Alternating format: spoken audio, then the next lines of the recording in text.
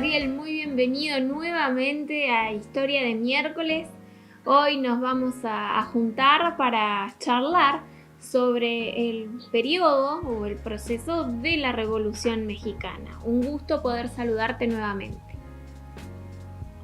Angie, muy buenas tardes a ti y a tu extenso auditorio.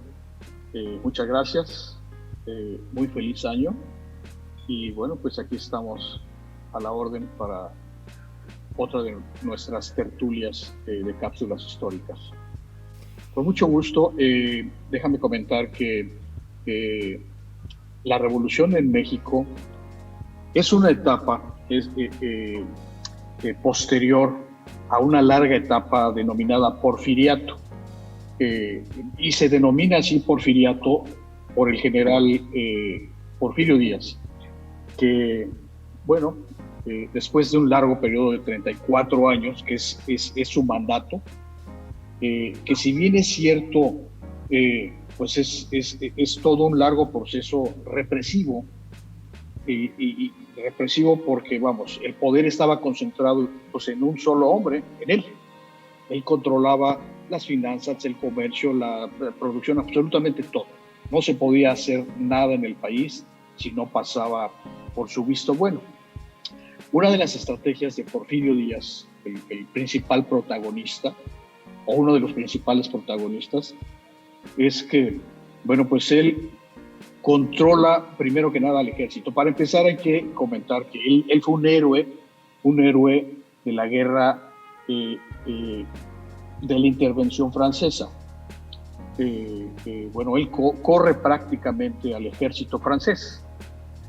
Entonces, bueno, pues eso le sirvió para jugar en la política. Era un gran político, extraordinario político. Entonces, una de sus estrategias fue crear campos militares a todo lo largo y ancho del país, pues con la intención de poder tener controlado al país en todos los sentidos, ¿verdad? Y teóricamente protegerlo. Un cuate muy inteligente porque, bueno, ahora con el tema de la pandemia, permíteme de la pandemia mundial, permíteme que abunde un poquito en esto. En el estado de Sinaloa, en el año de 1800, muy cercano a 1880, 84, surge una epidemia de peste negra. Eso poco se sabe y los escritores y historiadores poco hablan de este suceso que sucedió en México, en el estado de Sinaloa. Bueno, cuando surgen los primeros contagios, recibe noticias el presidente, Porfirio Díaz. Entonces manda a cerrar el estado, no permite el acceso ni que salgan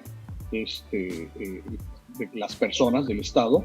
Entonces se movió rápidamente, atendió esa pandemia, que hubo pues muchos muertos, pero todo ahí lo contuvo. No salió a otros estados ni mucho menos a otros países. A eso se le llama gestionar pues un problema de salud pública, ¿verdad? Que hoy muchos presidentes, y no digo nombres, no lo están haciendo, ¿verdad? Pero bueno, esa es una cápsula histórica. Entonces quiero decir que regresando ya al tema que nos ocupa, una de sus estrategias fue tener controlado al ejército. Y bueno, tenía el poder en sus manos, total y absoluto, porque él tenía la capacidad de poder en el Congreso poner a sus diputados, a los senadores, a los gobernadores, a los jueces, a los magistrados. De hecho, así ejercía el poder. Estaba el poder concentrado. Ahora, para el tema de los negocios internacionales, él celebró pactos con Inglaterra y con Estados Unidos, con Francia. Entonces, prácticamente todo el comercio exterior y desarrollo en México, pues estaba con esos dos países. Estados Unidos no lo vio con muy buenos ojos porque bueno, pues era el país más poderoso del mundo, inclusive en aquellos tiempos. Sus finanzas estaban perfectamente sanas. La bolsa de Nueva York ya tenía movimiento, ya tenía una gran actividad. Wall Street ya existía. Entonces, esto lo comento porque en 1906, que es cuando realmente inicia todo este revuelo, el periodo del porfiriato va pues, de 1800 prácticamente 75 a 1910, ¿no? Entonces es un periodo muy largo.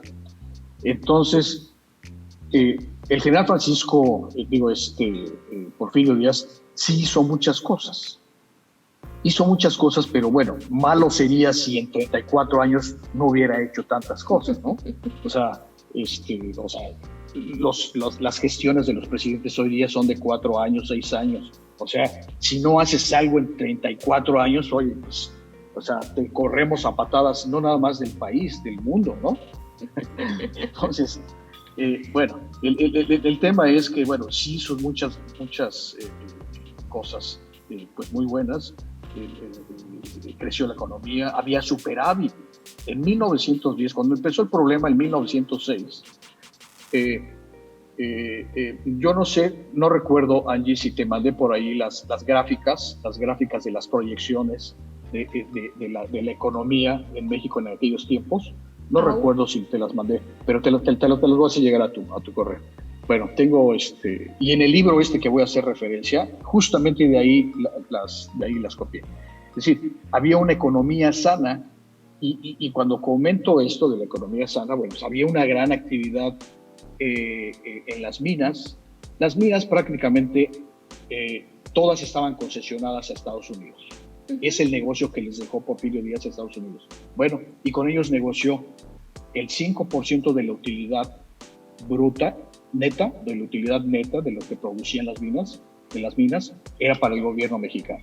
Entonces, prácticamente México no se metió a operar ni a explotar las minas. Todo se los dejó a Estados Unidos. Bueno, en 1907 ya habían 12,000 kilómetros de vías férreas, de movimiento de ferrocarril. Esto lo comento porque, bueno, pues para hacer negocios de ciudad a ciudad, y en virtud de que no había transporte,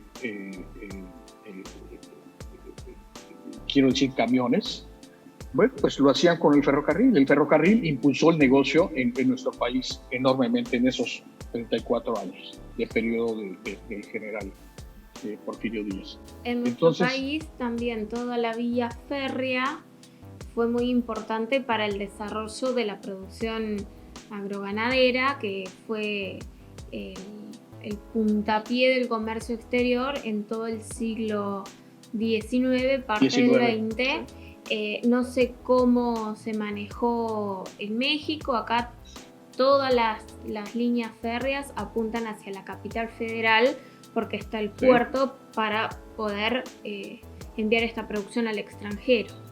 Todo con capitales ingleses en nuestro caso. Exactamente, pues así sucedió también acá. Y no era un secreto, no era un secreto porque, nuestro país está muy extenso, es muy extenso. Entonces, una manera de hacer negocios pues, por ejemplo, de Yucatán a Chihuahua, pues lo hacían justamente con el ferrocarril, era el medio de hacer negocios.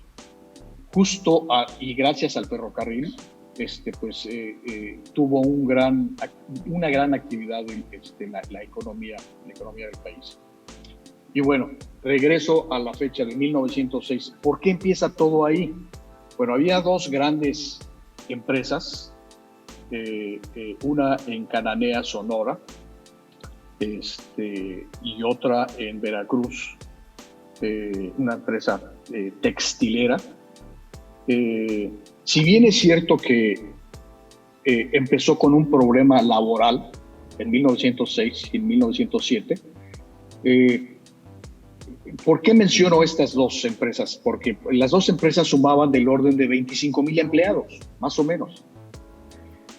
En el norte, en Cananea, Cananea es una ciudad fronteriza en Sonora, es una ciudad fronteriza con Estados Unidos. Bueno, resulta que el malestar de los obreros mexicanos, su malestar era que a los gringos, a los estadounidenses, les pagaban más. El sueldo era del orden de 4.50 pesos a la semana, 4.50 pesos para los gringos, mientras que a los mexicanos era de 3 pesos a la semana, de aquel entonces, de 1906. Entonces, el malestar de los obreros era que se igualaran las situaciones. O sea, trabajaban las mismas horas, y simplemente porque ellos tenían los ojos azules, pues les pagaban 4.50. Bueno, estalla la huelga y Porfirio Díaz le pide ayuda a los Rangers vecinos de Estados Unidos, y deshacen la huelga, y como consecuencia pues es una matanza, ¿no? de los gringos, pero están matando a nuestra gente, a los mexicanos. Uh-huh. Había unos periodistas, los hermanos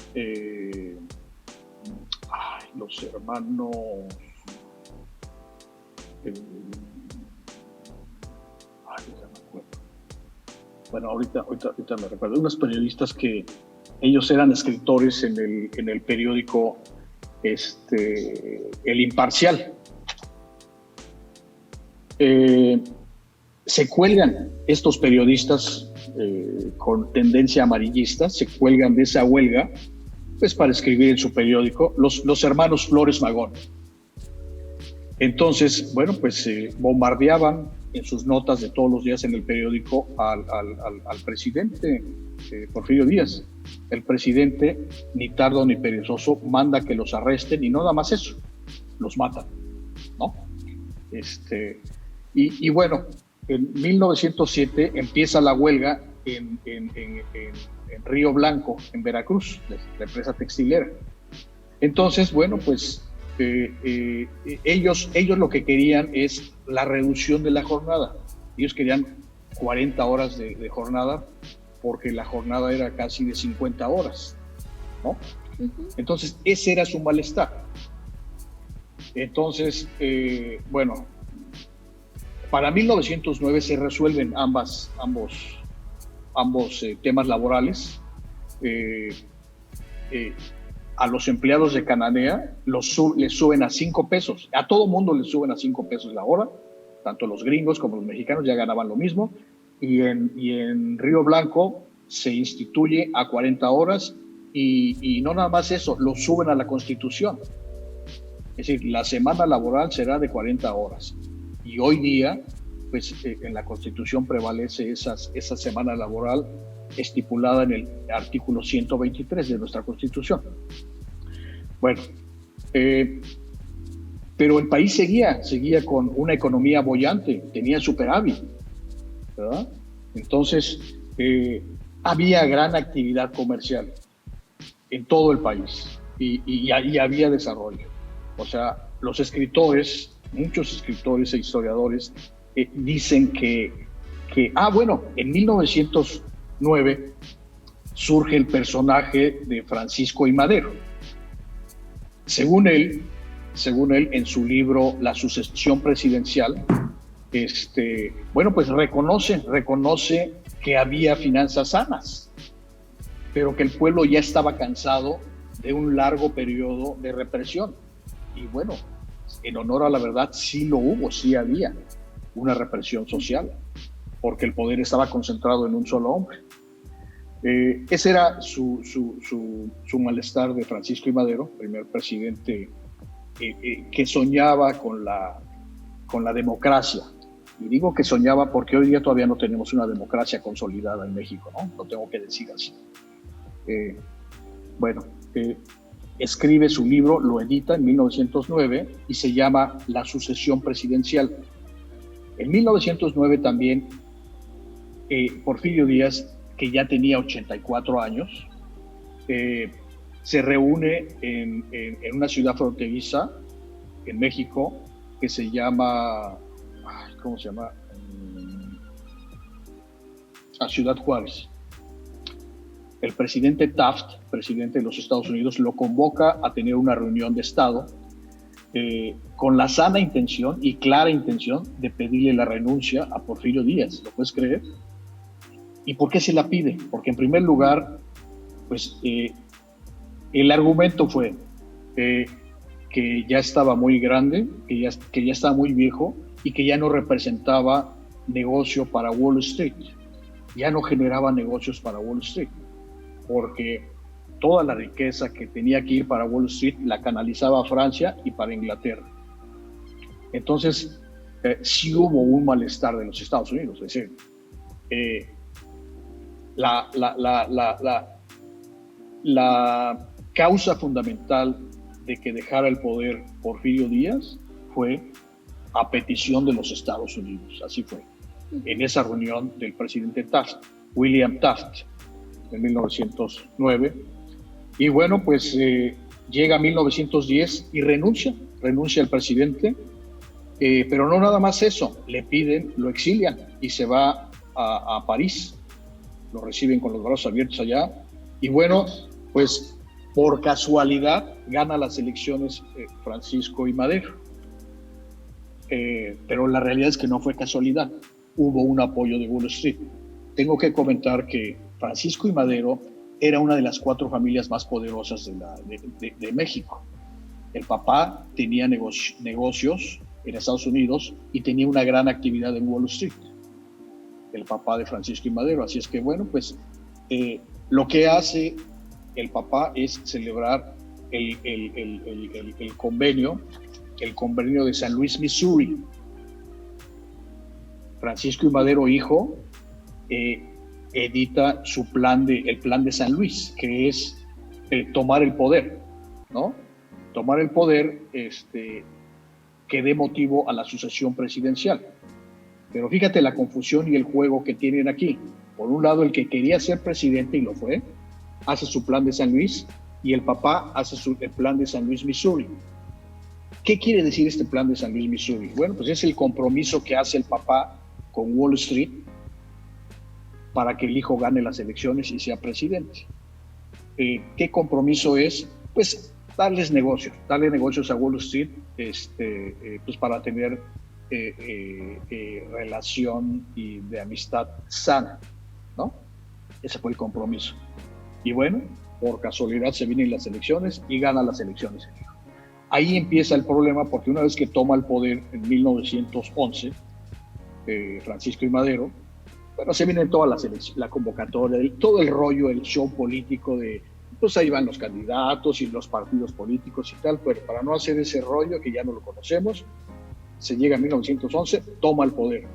Pero una vez en el poder, se le olvida a Francisco I. Madero los compromisos que hizo el papá con Wall Street, de canalizar el negocio a Estados Unidos. No lo hace así. Sin embargo, toma una actitud dictatorial y a las empresas estadounidenses los empieza a castigar con impuestos, concretamente a las empresas petroleras. Que esa es la otra, que no lo comenté.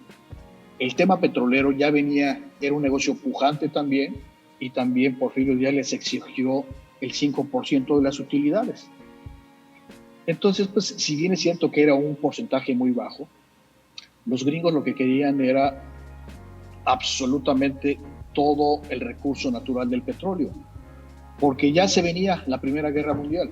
Entonces, ese fue el motivo. En realidad, el principal motivo de la revolución fue ese, que Estados Unidos quería apoderarse al 100% del tema del petróleo. Diseña una estrategia con Estados Unidos, quiero decir. Estados Unidos diseña la estrategia de dar un golpe de Estado a través de su embajador, el embajador Henry Lane Wilson.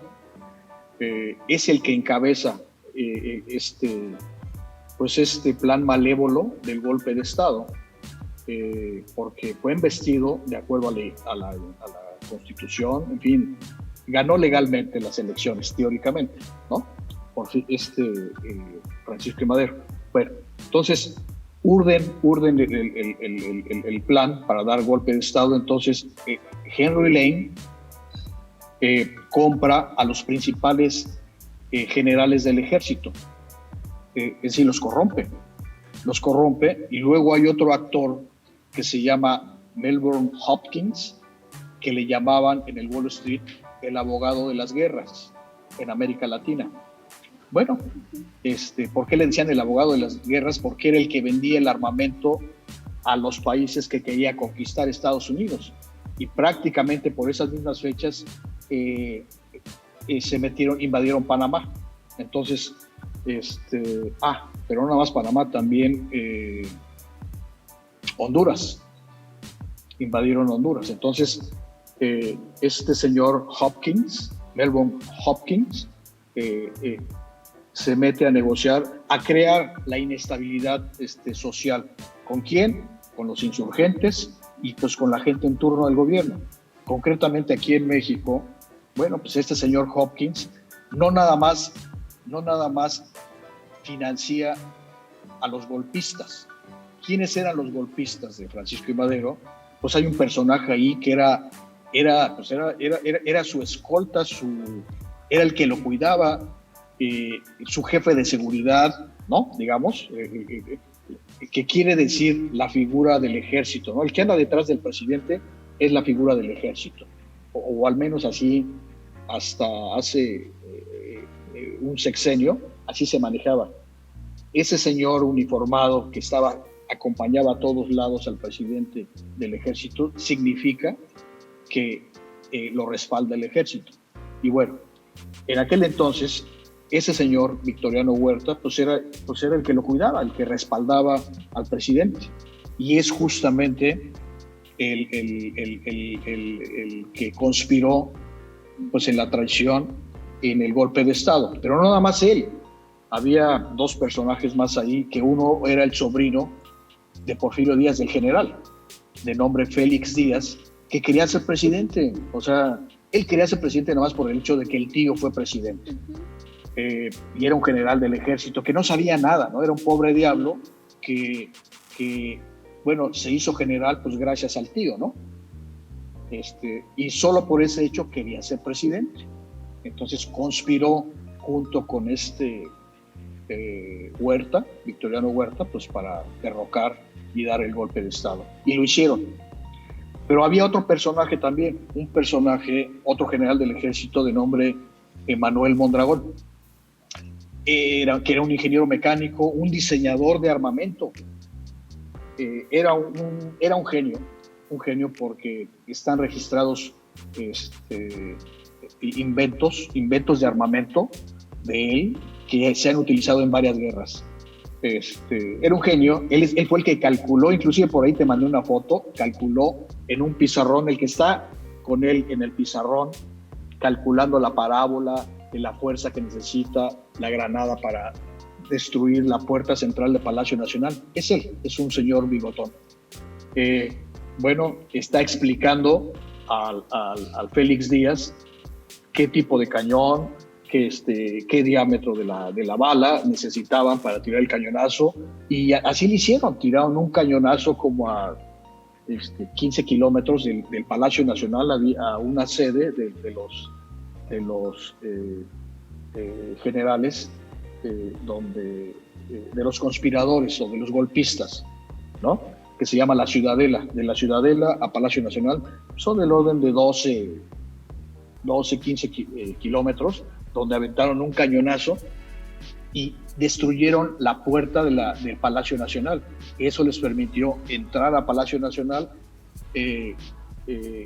toman preso al presidente y al vicepresidente y los tienen ahí arrestados pues del orden de 48 horas. Entonces entra el ejército golpista. O sea, había parte del ejército, los que cuidaban al presidente, pero también había un ejército golpista. Pero resulta que el que comandaba, el que comandó el golpe de Estado, era el que cuidaba al presidente, así es que daba instrucciones a los de afuera y a los de adentro. Así es que, bueno, pues Francisco Madero no tuvo verdaderamente opción pues, de responder, de protegerse de nada porque el traidor estaba en casa, era el que lo cuidaba. A partir de ese momento de 1913, el golpe de Estado fue en febrero de 1913, prácticamente los primeros días de febrero. Hay una etapa que se llama Decena Trágica. Se llama Decena Trágica que empieza justamente con el golpe de Estado y son 10 días de asesinatos a diestra y siniestra por los golpistas, esos generales golpistas comprados por el embajador de Estados Unidos, por Wall Street, así lo tengo que decir. Bueno, bueno, pues toma el poder Victoriano Huerta y sucede un hecho trascendental en ese mismo febrero. Para poder tomar el poder, Porfirio, el traidor, Victoriano Huerta, convoca al Congreso. Es decir, para poder tomar el poder necesita la bendición del Congreso. Bueno, se paran en el Congreso. Antes de asesinar a Francisco I. Madero, le piden su carta renuncia. Lo obligaron, pues, a punta de pistola a renunciar a la presidencia. No nada más a él, también al vicepresidente José María Pino Suárez. Bueno, el asunto es que en la Cámara del Congreso llevan la carta y toma el poder el presidente del Congreso, de nombre Pedro Lascurain, por 45 minutos en lo que llegaba al Congreso Victoriano Huerta. Bueno, pues le dan la investidura presidencial ahí en el Congreso y ya, a partir de ahí de 1913 toma el poder, que ejerce solo unos meses, porque muchos países no le dan el reconocimiento como presidente, porque se trataba de un golpe de Estado, ¿no? Obviamente el primero que lo respaldó fue Estados Unidos, España, Japón, Alemania. Pero ¿por qué dieron el respaldo, por lo menos Alemania y Japón? Bueno, porque querían también el petróleo. Recuerda que ya venía la Primera Guerra Mundial. Entonces, por ejemplo, Japón lo que propuso a Victoriano Huerta es, hay una parte muy delgada, casi en la parte sur de la República Mexicana, que se llama el Istmo de Tehuantepec. Lo que quería Japón es hacer un río, un canal navegable por ahí, para poder mandar suministros desde Japón, y aparte de su ejército, para invadir Estados Unidos. Querían hacer una alianza, no nada más, bueno, los de Japón, también quería hacer alianza con Alemania, sumando fuerzas con España para poder invadir Estados Unidos. Fíjate que, vamos, pues qué locura descabellada, porque para poder hacer una invasión ahí necesitaban movilizar a un millón de soldados, y no tenían embarcaciones para transportar, pues, a 1 millón de soldados, aunque fueran 200 viajes, ¿no? O sea, era pues una locura. Les falló ahí un poco la logística. Bueno, el tema es que ejerce por unos meses el poder el presidente golpista, y en 1914 empieza la actividad en México de los insurgentes, por Villa y Zapata.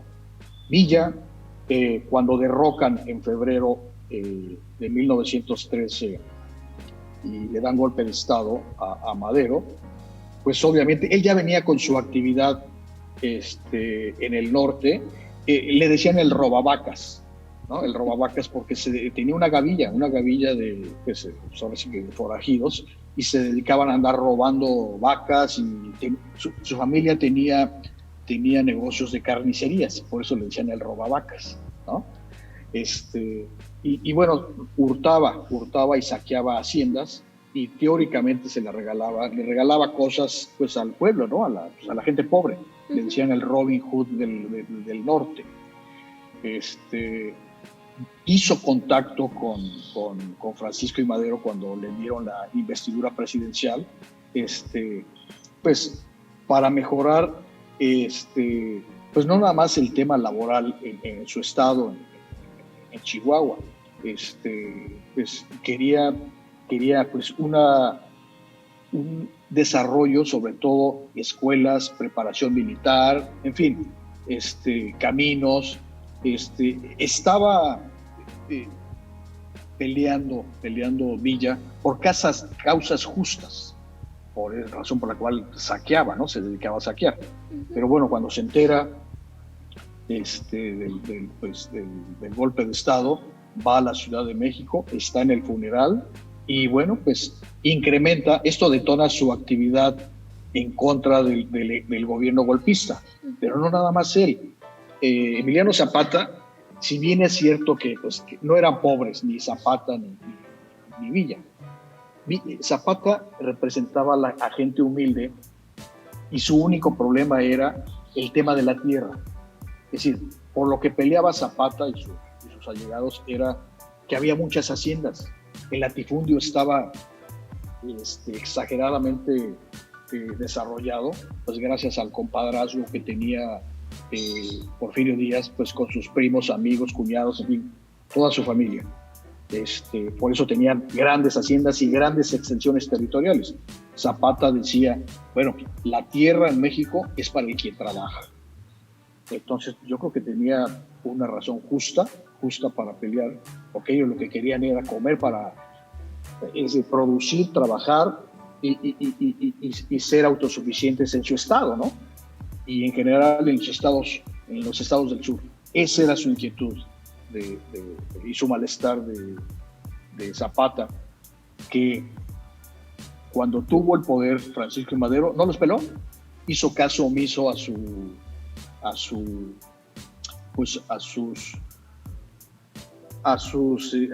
campaña, ¿no? A su campaña, porque si bien es cierto, Francisco I. Madero les ofreció apoyo mientras estuvo en campaña presidencial.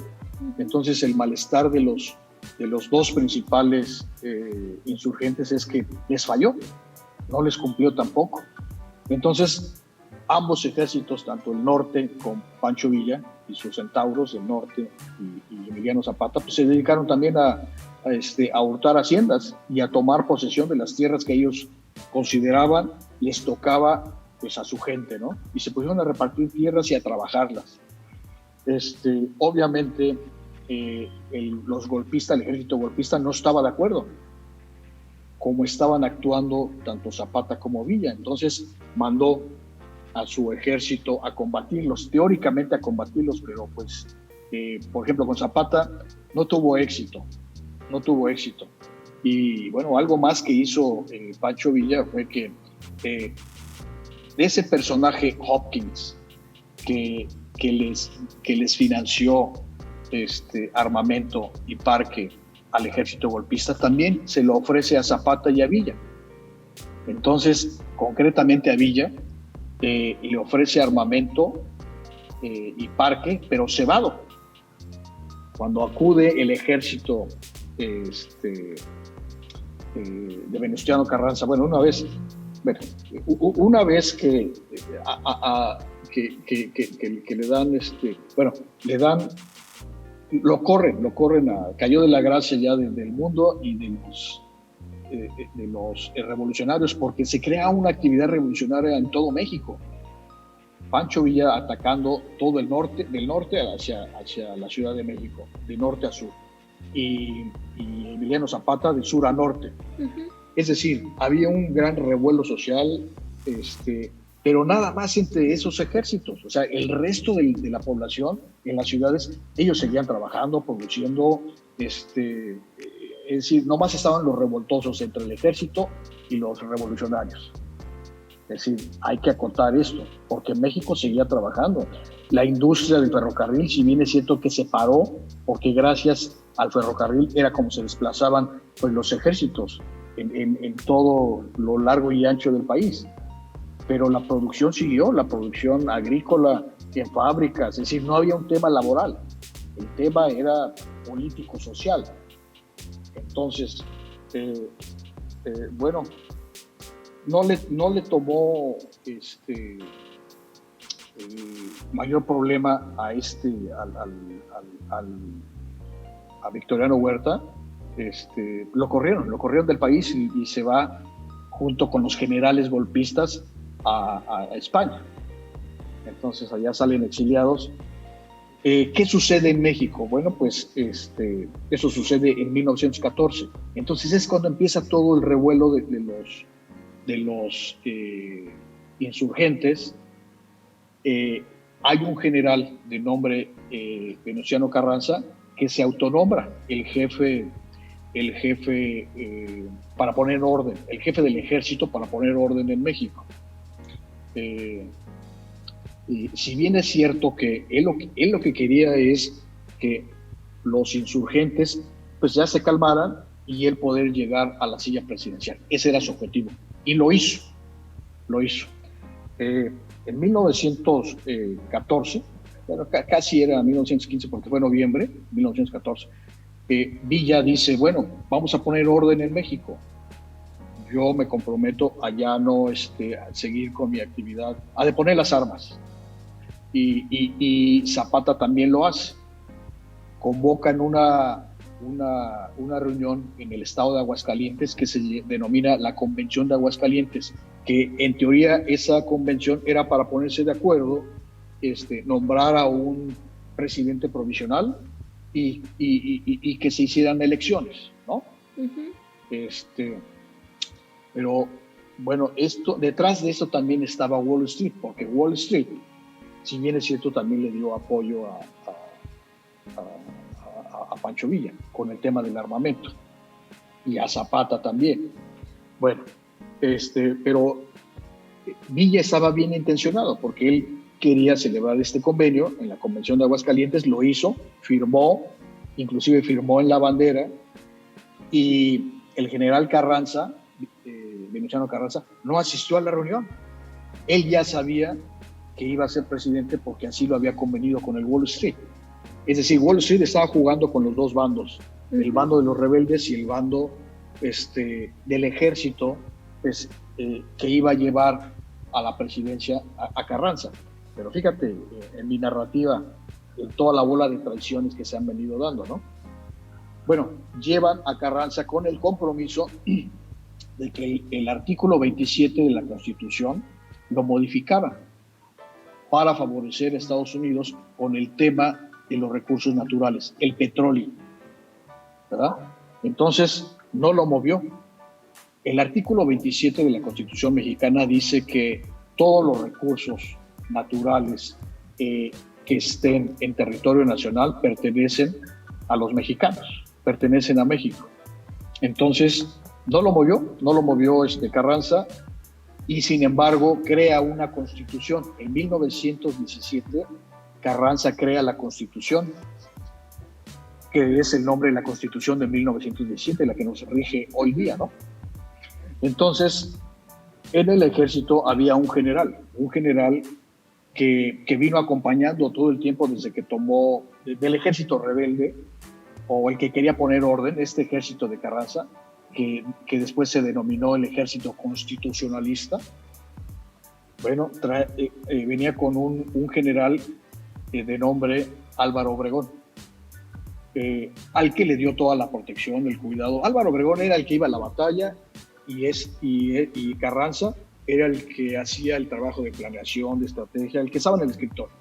Nunca participó en una batalla. Entonces el que iba a la batalla era el general Obregón, y, oh sorpresa, celebra convenios con Wall Street, concretamente con el señor el que les dije, Melbourne Hopkins. Entonces el convenio fue Estados Unidos, Wall Street estaba muy molesto porque no modificó la Constitución Carranza. Entonces le dijeron, deshazte de Carranza y a ti te vamos a llevar a la silla presidencial. Entonces, bueno, pues así pasa hasta llegar a 1900. Pero poquito antes asesinan a a Zapata en 1919. A Carranza, por instrucciones de Obregón, lo asesinan en 1920. Y bueno, pues se lleva el Wall Street el compromiso, ¿no? Cumple al pie de la letra que se convocan elecciones y por casualidad el general Álvaro Obregón pues es el presidente de 1920 a 1924. Pero aquí quiero resaltar algo. A Obregón los escritores e historiadores le dicen que es el caudillo héroe de las 1000 batallas. Entonces yo digo, a ver, ¿cómo no va a ser el ganador de las batallas si tenía todo el apoyo de Wall Street con el armamento y municiones y nómina de los Estados Unidos? Entonces, ¿cómo no iba a ganar? ¿Cómo no les iba a ganar los rebeldes? Bueno, en 1916 se celebró una batalla en Celaya, donde el ejército de Villa tira un cañonazo y de un cañonazo le vuelan el hombro derecho a Obregón en esa batalla, en la batalla de Celaya, ¿no? Bueno, después hubo una serie de eventos ahí y después del cañonazo, convencen a Villa de incorporarse al ejército, pues al ejército constitucionalista.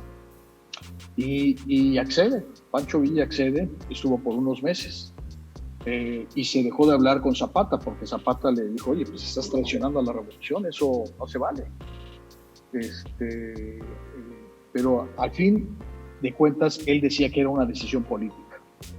Y yo creo que lo que le hizo falta un poco tanto a Zapata como a Villa fue tener un poquito de tacto político, porque bueno, llegaron a tener tanto poder que, digo, Villa pudo haber sido presidente, ¿eh? Así de fácil, con el poder que tenía de movilizar a su ejército de rebeldes. Gabriel, pero bueno, ¿por qué pensás vos que tanto Pancho Villa como Emiliano Zapata pudieron trascender al tiempo y al espacio?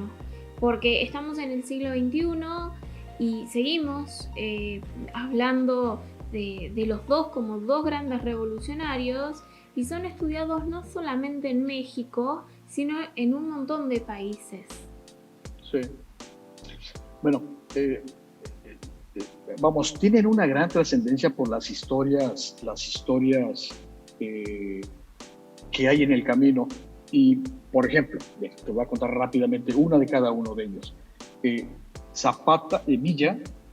Villa tenía pues ese don de hacer amigos con facilidad. No bebía, pero también tenía una gran facilidad por enamorar a las muchachas. Él se casó, tuvo 26 esposas.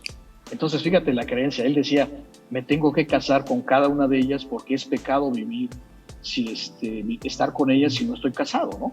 Fíjate que el generalazo, ¿no? O sea, por ese simple hecho, oye, pues, bueno, a cada ciudad que llegaba conquistaba a una muchacha, pero no la conquistaba, se casaba con ella, ¿no? Pero a todas les daba gasto, ¿no? Pero tenía a su esposa, pues ahora sí que a la catedral. Y la esposa sabía y conocía al general que así se las gastaba, así era su forma de ser, ¿no? Pero así lo quería, así se querían, así se entendían, ¿no? Sabía que iba a batallar a Zacatecas y que iba a venir con una nueva esposa. Es más, llegó un momento dado en que a todas las esposas las tenía ahí en su hacienda, en Canutillo. ¿Puedes creer? O sea, decía, si con una, a veces no es fácil ponerse de acuerdo, ¿no? Al 100%, imagínate con tantas, ¿no? Entonces, pero había una que era pues ahora sí que ella se sabía que era pues ahora sí que la oficial, ¿no? Entonces, un poco con la idiosincrasia oriental, ¿no? Árabe, que podía tener su harem, pues así también el general Villa, ¿no? También lo tenía. Y por esas historias urbanas, pues crecieron y les dieron una gran difusión en todo el mundo, y por eso su fama yo creo que rebasa sus hechos, ¿no? Rebasa los hechos. Ahora, Zapata era un hacendado, o sea, no era pobre. Él representaba a los pobres, ¿no? Y fíjate, cosa curiosa, Zapata era el caballerango en su juventud, fue caballerango en la hacienda de Porfirio Díaz, ¿puedes creer? Entonces, digo, aprendió cosas buenas. Si bien es cierto que no era letrado, ninguno de los dos, pues aprendió pues a rozarse con la sociedad y también a representar y a liderar pues a un grupo importante de seguidores. Uh-huh.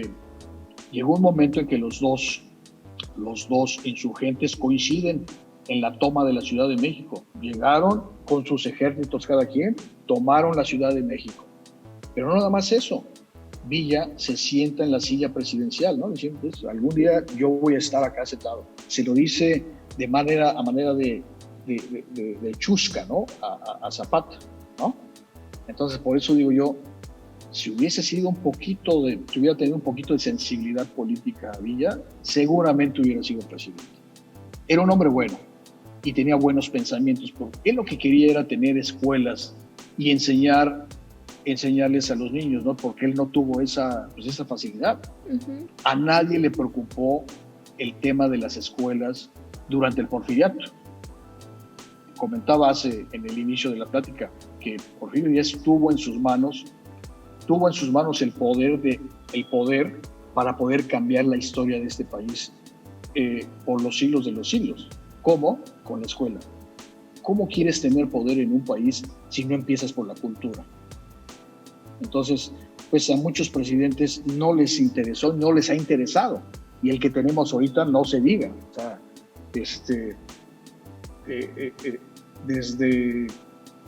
después pasaron, ya voy a llegar al tema, a 1935, con Lázaro Cárdenas. Pero bien, me faltan algunos años. Voy en 1924. En 1924 se da el periodo de gestión del general Obregón, del 20 al 24. Pero su gran amigo, Plutarco Elías Calles, también del norte sonorense, hacen el acuerdo para que su sucesor sea Plutarco Elías Calles. Y después de su periodo de 4 años, del 24 al 28, regrese otra vez Obregón. Estaba enfermo de poder. El poder no es para todo el mundo, el poder es solo para algunos cuantos. El poder enferma, corrompe.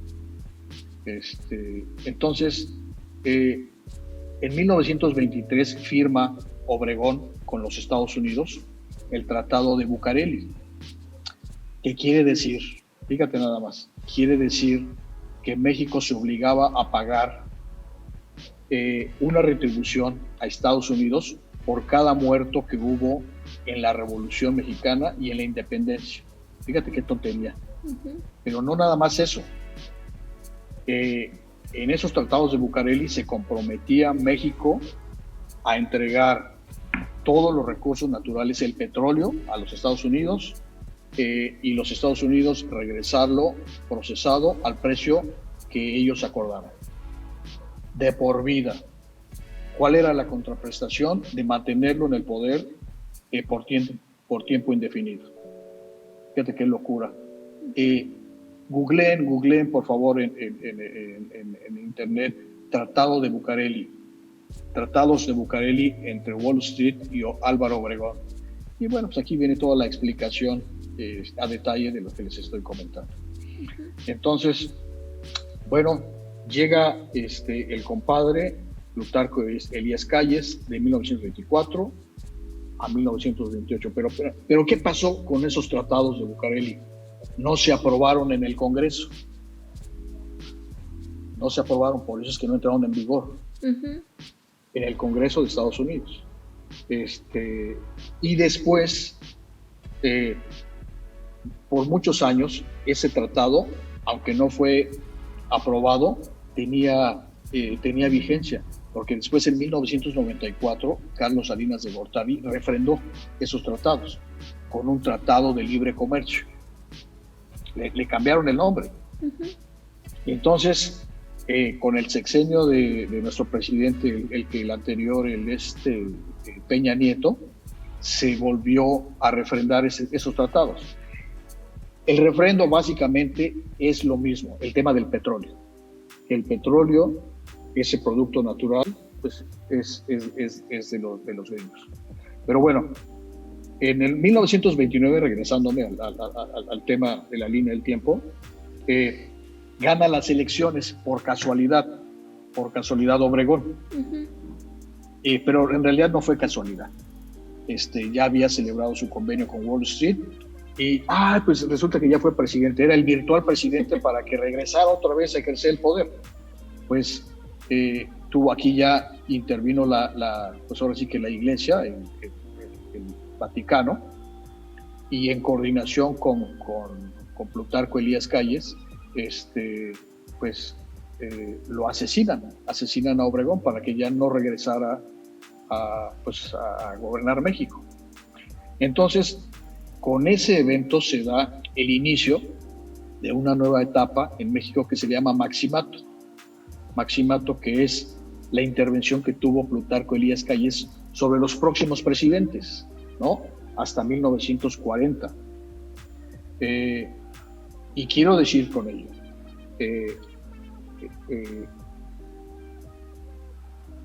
el señor Calles fue el tutor, el padre político al que llevó a la presidencia en 1935, de Lázaro Cárdenas, ¿sí? Entonces, en los tiempos de la Revolución, platico otra anécdota rápida. Lázaro Cárdenas era un niño de 11 años, 12 años, que trabajaba en el correo. La ciudad se llamaba Ixmiquilpan, Michoacán.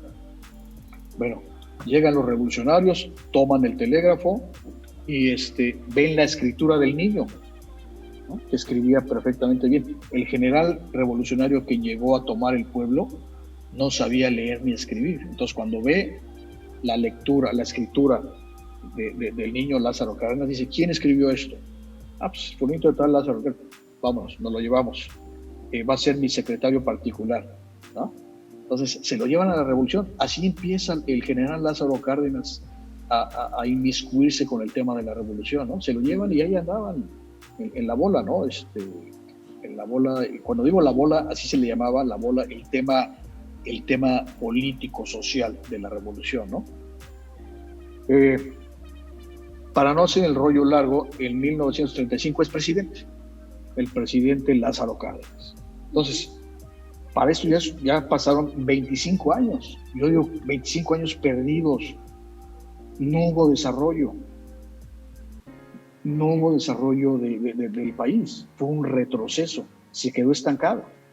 Entonces, hasta que llega este señor al poder, pues empieza el tema, con el tema de la educación. Empieza a hacer escuelas, educación obligatoria para todo el mundo, como en el tiempo de los aztecas, ¿no?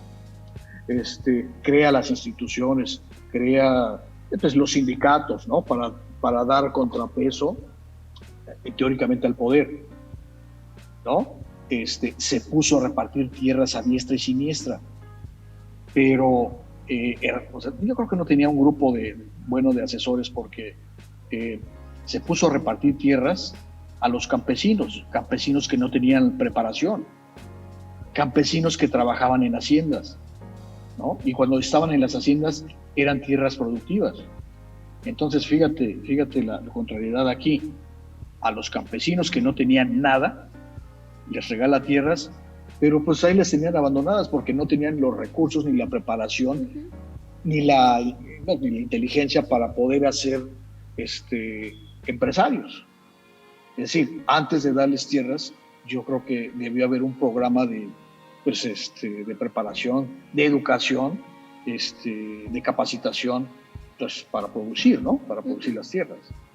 Bueno, una vez de que les da tierras, las dejan abandonadas y se van a Estados Unidos de braceros. Entonces, en esa época, en 1936 al 40, Estados Unidos registró el mayor índice de producción agrícola, gracias a los mexicanos, pues, que se fueron de braceros, ¿no? Por cierto, mi fuente es el escritor financiero, asesor pues de muchos empresarios de la iniciativa privada, es Macario Schettino. Macario Schettino editó un libro hace poco tiempo, duró muchos años recopilando información en su análisis en retroceso de las economías del mundo, principalmente la economía mexicana. Entonces, hay un apartado ahí del porfiriato a la revolución, hace un análisis retrospectivo de la economía, de cómo andaba la economía de nuestro país en aquel entonces. Muestra una serie de gráficas, vamos, muy interesantes. El libro se llama 100 años, 100 años de... Permíteme, 100 años de confusión en México. Y él concluye su libro de 600 páginas de que en realidad la revolución no existió.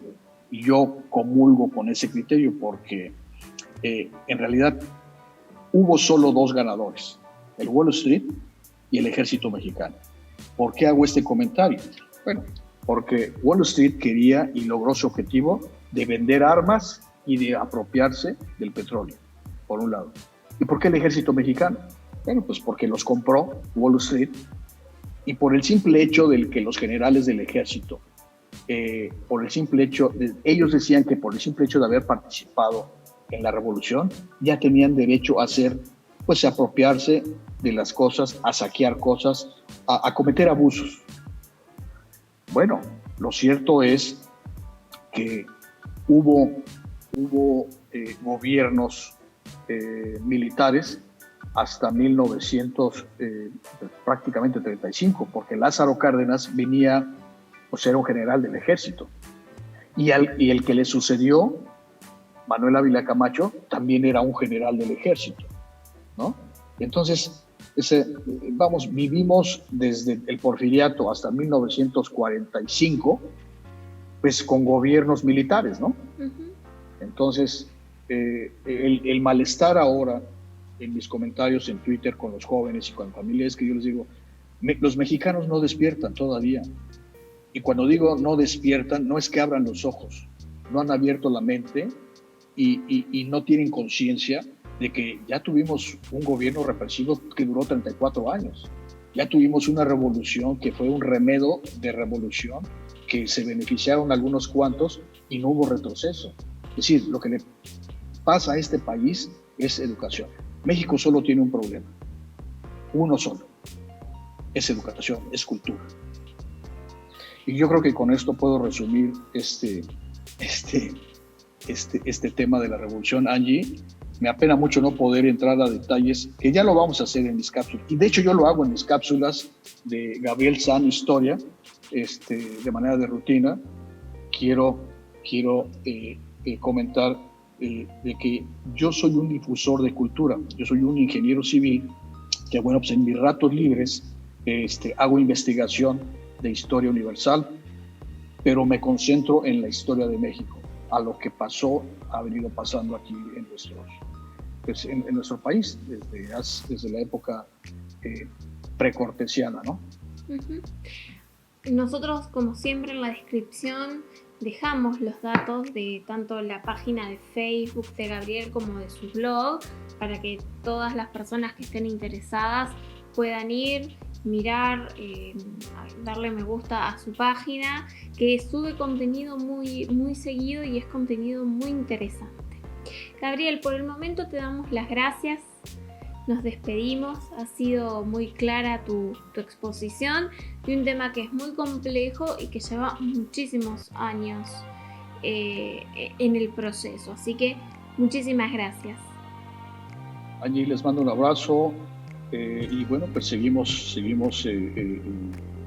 nuestra labor continua de hacer cooperación con ustedes, con la única intención de difundir cultura. Así es, esto es nada más ni nada menos que lo que decís vos, para poder difundir historia y cultura. Si llegaste hasta acá, no te olvides de suscribirte al canal, de activar la campanita, si te llegan las notificaciones de todos los programas de Historia de Miércoles, y como siempre te decimos, nos vemos pronto. Hasta luego.